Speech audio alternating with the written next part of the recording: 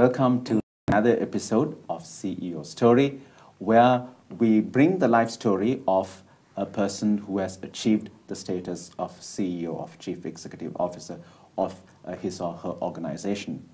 And today we have with us Mr. Ramesh Shanmuganathan, who is formerly the CEO of Keels Business Systems Limited, KBSL, and now serves as the Executive Vice President of John Keels Holdings and is the CIO of the group. Welcome, Ramesh, to the program. Thank you, Yukti. Thanks for having me here. Ramesh, to start off, what are the recollections of your childhood? Was it a carefree time for you? Yeah, I think it was because born into a family of 5 with 3 siblings, and maybe the youngest, obviously I had a carefree life to say. But I was not the one who was born with a silver spoon, so to speak. Very average family, working parents. Dad was the administrative services, mom was a teacher, and born and bred in Colombo. So which actually gave me a lot more breadth in terms of, because both sides, my mom and dad had quite a big family, 7 siblings each. So we got a huge network of cousins to grow up with, which I enjoyed every bit of it. And I think having to share things with such a big family obviously brings you to bear in terms of how to make yourself or felt in a crowd, and to stand out and to be counted. And I guess that's something I've enjoyed, play hard, work hard, ethic which had been taught by my parents and which I live to date. Right, and it's quite easy to put a team of 11 together to play cricket. Easily. Huh? So Because our holidays always had been a pleasant one, because we regroup in Jaffna during our vacation, and it's easily we can field about 2-3 cricket teams to have fun. Ramesh, moving along to your youth and your days in school, how was it like, and were you one of those people who got involved in every society that there was? Right. I started off schooling at Hindu College, where my mom taught up until about grade 5, then moved on to Royal College through the admission test. Couple of things that I've enjoyed when I was a youngster is I always have been a guy who pushed the boundaries. And my initial probably period in school wasn't, I would say I was academically good, but not excelled as such until I got to the latter parts of the years in grade 8s and 9s. But I felt that, this is something that I need to take a bit more seriously and push the boundaries. And I started scoring A's and topping the class. So in terms of, as you know, in Royal, things are very competitive. It's very difficult to balance the act between academic and the extracurricular. So though I loved playing tennis and rugby, never made it to the school teams, but did my own stuff on my personal time, but excelled pretty well in my studies. And I got involved into the extracurricular activity, so to speak, in the Carnatic music, Tamil literature, those kind of things, which also gave me a breadth in terms of scoring the extra points in earning my prefectship as well. So it's been a pretty good experience, but and also the experience at Royal taught me that, especially when you have a diverse community and a diverse, when you have in a grade, when you have 600 students, you really need to compete and make the mark. So that really, I think, brought the competitiveness in me, even when vying for a position in a society or even the prefectship.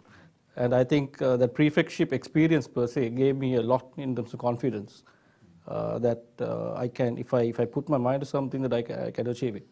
So that's, I think, was something that which has grown from strength to strength as I grew older. Ramesh, you shared with us that you also played tennis and rugby. Are there any parallels? Because many people draw parallels between sports and business. Yeah, I think it is, because unfortunately, one is a team sport, one is not, right? But I think one thing that you always, when you're playing a game, you always tend to learn from others, right? I used to look up to Borg and the Connors and, the Wimbledon players of that era. And my dad used to play tennis as well. So as a kid, I used to go with him to the club, watch him play. Then I took on the liking to the sport. But later on in life, when I moved on to the universities, where I actually played for the university rugby, so it wasn't that we were kind of pro ruggerized, but we played B division, right? And one of the matches I remember, we went and took on the Planters, and these guys are hefty guys, right? And we are kind of no match to them in terms of might. And I actually got a really bad tackle, and I was off for about 3 weeks, bedridden, couldn't even laugh, my ribs waking. But things that taught me was that even in a team sport, sometimes we don't look at the strengths of the teammates in play, right?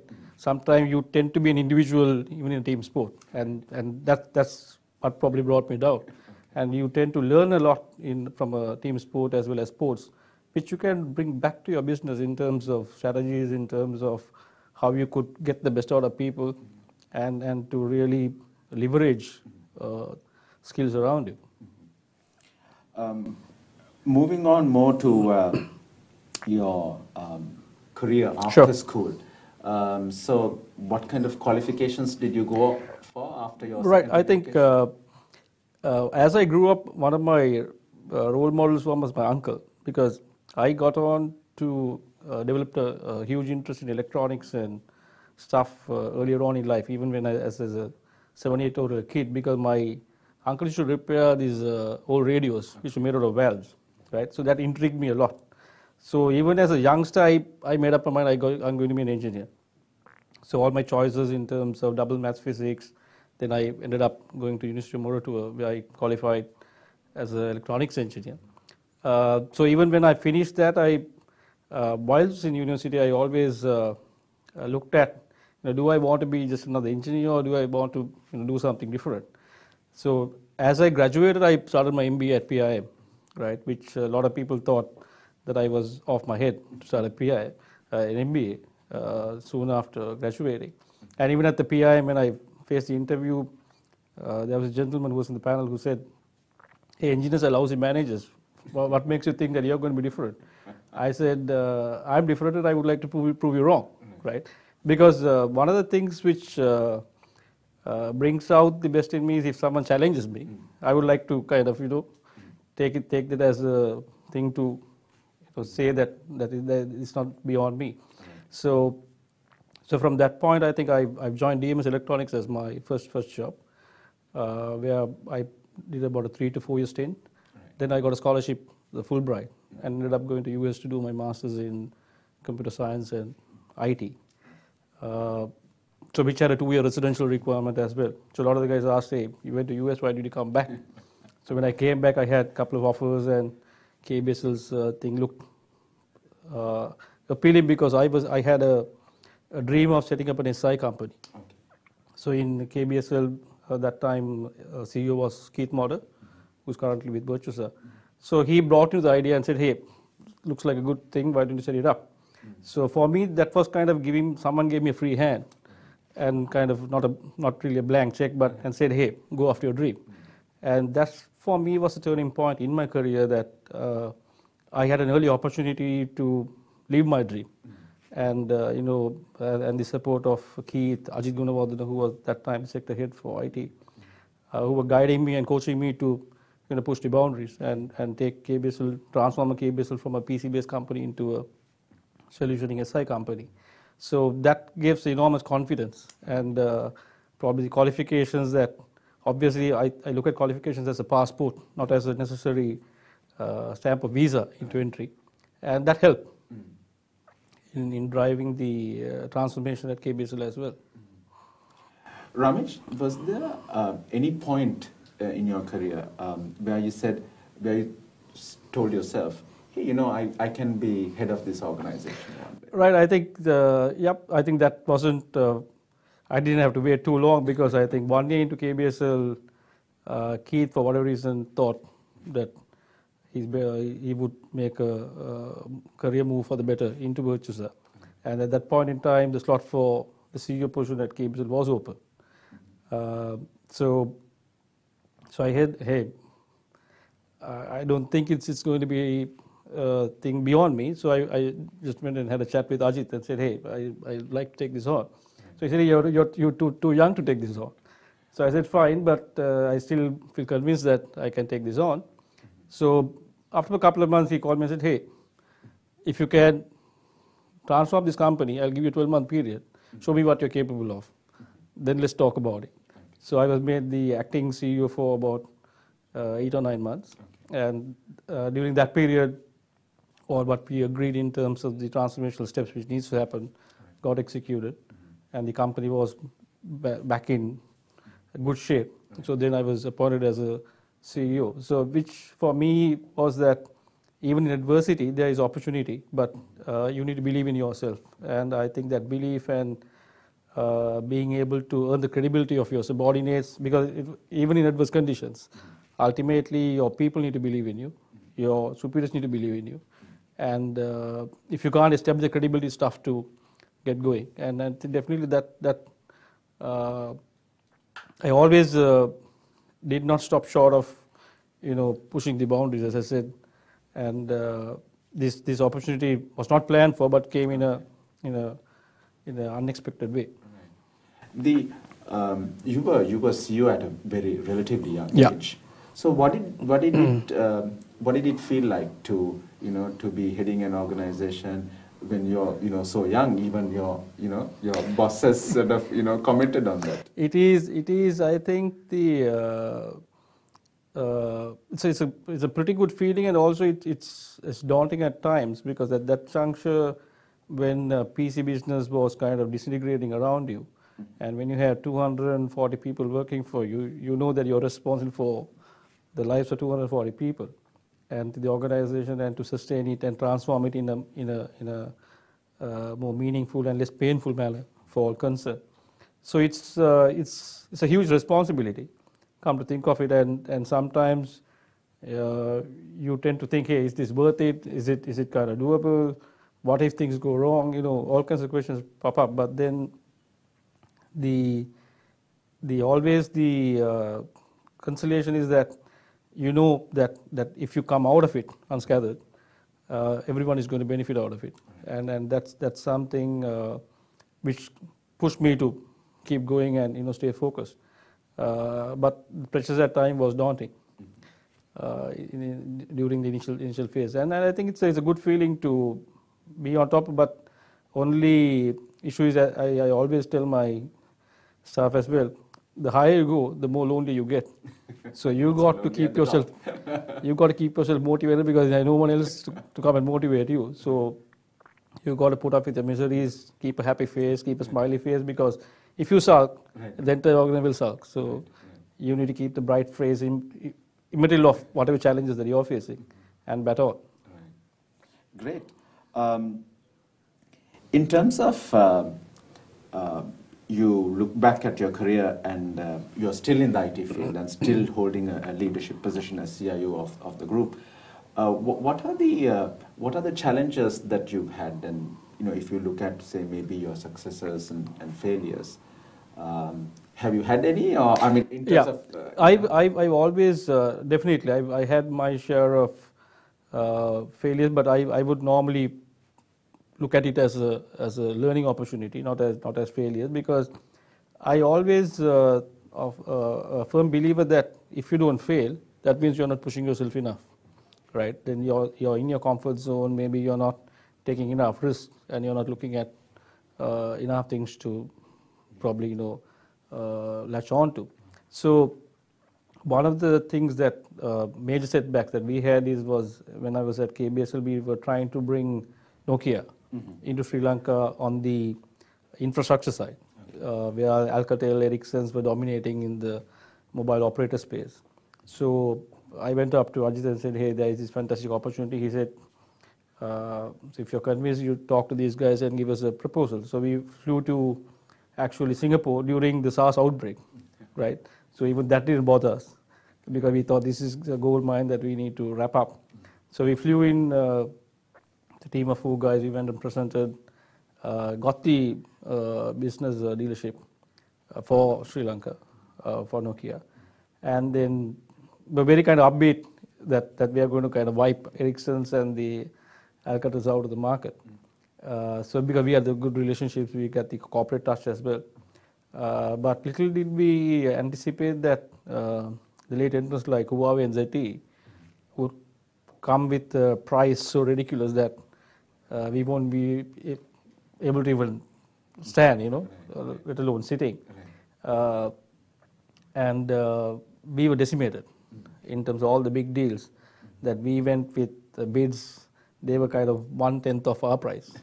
And Nokia coming from European and quoting in euros, and these guys quoting in yuan with government financing and all of that. So that was a major setback and a learning in terms of not looking into and putting into context emerging threats and emerging economic hubs like India and China now who are becoming mainstream, because I think in another couple of years, obviously China is going to overtake US as the biggest economy, and India probably would be the third. So it's a good learning lesson and a good opportunity now sitting between India and China. I think we're sitting in a gold mine, so to speak, if we can tap the potential of those two countries as well. So that was one of the major setbacks which kept me pondering as well in terms of why didn't we see this coming, So one of the critical, I think, skills that you need to develop as a CEO is also to look at future and emerging opportunities and threats, not only from a country perspective, from a regional context as well. And that's something that we missed out in a big time. And I think that's documented as a key learning thing at John Keells as well, that project per se. Right. Great. In terms of people management, what is your approach, Ramesh? Yep, I've probably learned along the way because I personally am a very highly opinionated person, and a lot of people feel that talking to this guy is not going to make sense, right? And they tend to give up. So I kind of reflected on these things because I very frequently have the 360 degrees and this team building exercise, solicit feedback from people. So I did realize that the way sometimes I question puts people off in terms of not opening up.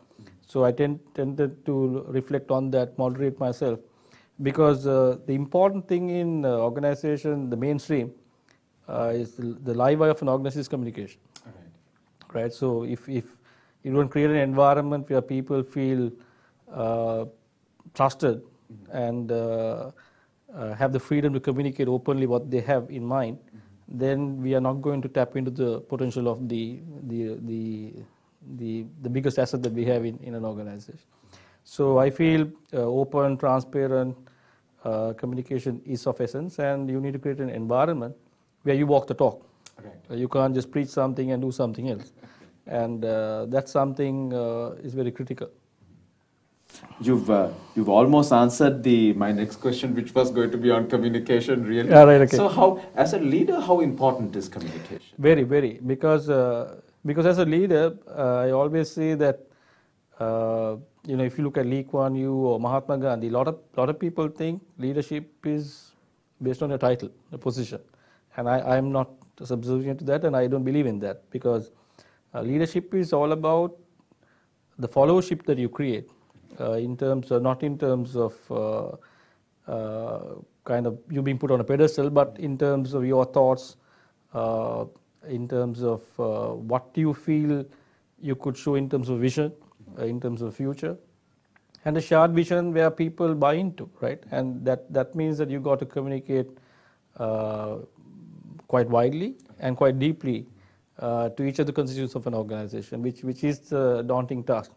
Because a lot of the people, I think, fail because they have good ideas, but they don't communicate to the stakeholders or to their people effectively.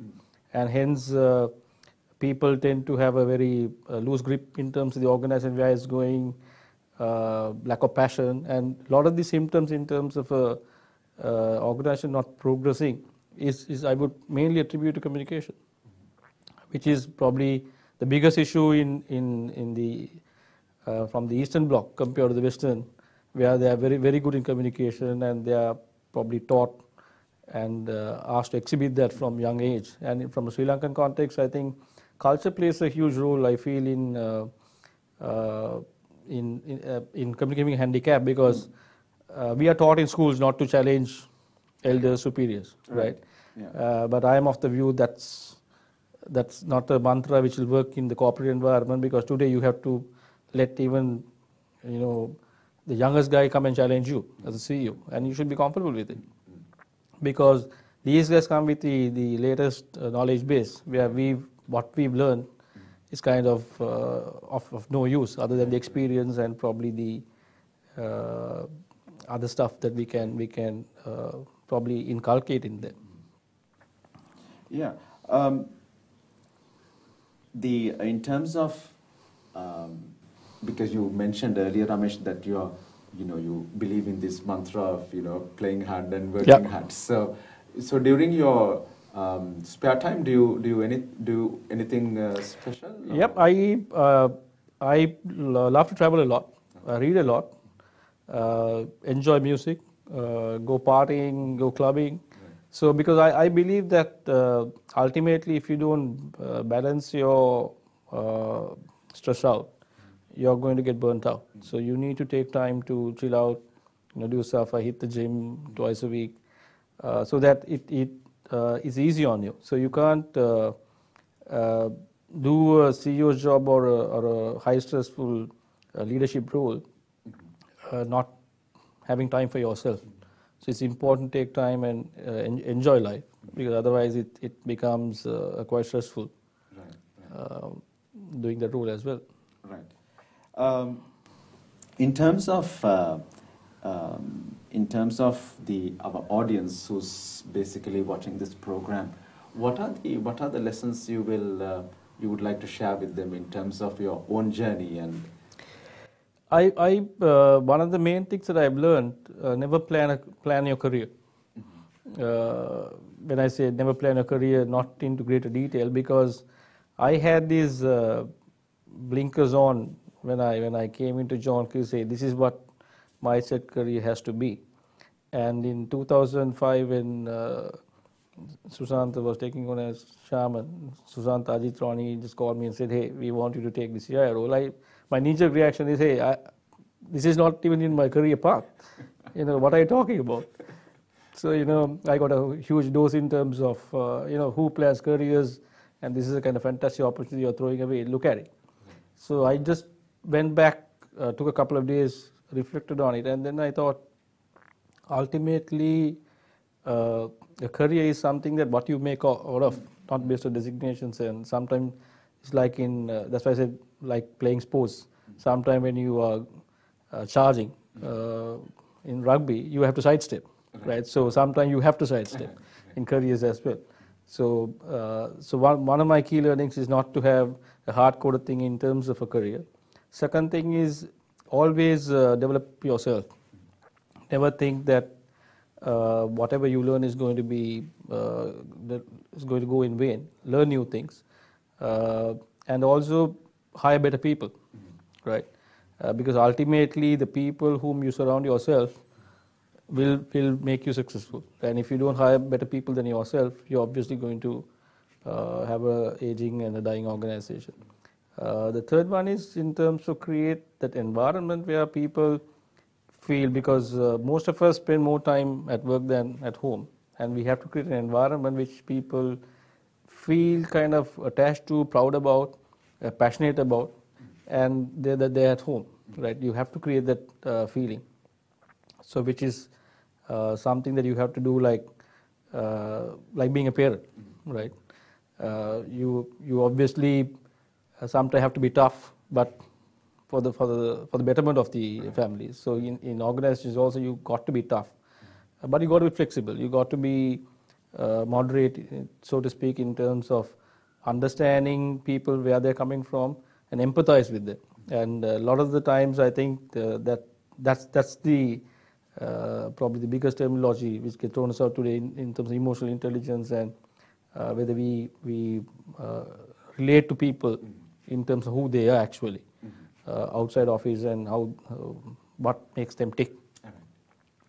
So overall, I would think if I'm to summarize that, definitely look at career as a evolving thing. Organizations always will give you opportunities. Navigate your career around it or through that maze. Play to your strengths. Complement your weaknesses by hiring the people who can complement you in those spheres. And always challenge the status quo, push the boundaries. Never say anything is beyond you. And keep learning and keep pushing the boundaries. Ramesh, I want to pick something that you mentioned, which was basically you said, keeping yourself motivated and inspired. So is this something that would be of value to people also who are climbing the corporate ladder? Definitely. To keep themselves motivated? And definitely, because I think even when I interview people, I push them to answer one of two questions. One is, what are the key strengths that you bring to the table? And what would you put down as your key learning areas? Right? Most of the people will go rattling on about at least 7-8 things in terms of what am I good at.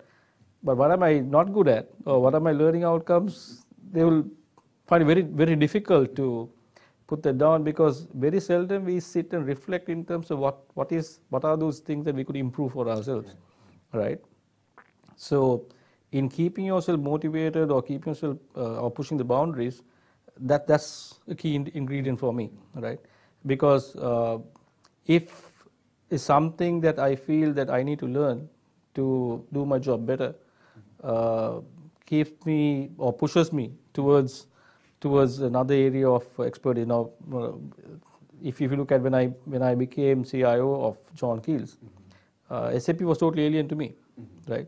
I've been in the solution space, SI space, and I know this is going to be one of the challenges and one of the areas that I need to master if I'm to be a successful CIO for John Keells. And that pushed me in terms of, because reading was one of the hobbies, it wasn't difficult for me to lash on my spare time to read up and because ultimately then when you go and talk to your team, you need to be able to make sense, challenge them in a sensible way, not kind of in a way that they feel, hey, this guy is kind of off his back. So it's something that which needs to be put in context, and also then you need to bring on a flavor of the future and the vision, which is where the credibility comes to you, and you earn the credibility as a leader. That hey, this guy is seeing something that we are not, right? So that's something that you can exhibit at any point in time. But today, even if you enter an organization as a programmer or as a consultant or whatever, you have to look at what's happening around you and where is that I can add value and highlight myself, right? So that's for youngsters. My advice would be to always create a brand for yourself earlier on. What's your DNA? Make it known. Don't just be another body in an organization. But then obviously you will obviously then become mediocre and you just become part of a pack. So you always have to. I'm not saying do it in a bad way of kind of just highlighting and selling yourself at the expense of others, but look at it in a meaningful way, adding value to the team and then highlighting the team and ensuring that the organization gets propped up. If the organization grows, you grow. So that applies from the PM to the CEO. Thank you very much, Ramesh. Thanks, Yuki, for having me here. And sharing some valuable thoughts with our audience who are aspiring to become a CEO like you. With that, we'll leave this particular program where we talked about the experiences of Mr. Ramesh Shanmuganathan, formerly CEO of Keells Business Systems Limited and now CIO of the John Keells Group, where he shared with us his mantra, his experiences in rising to the top of his organization.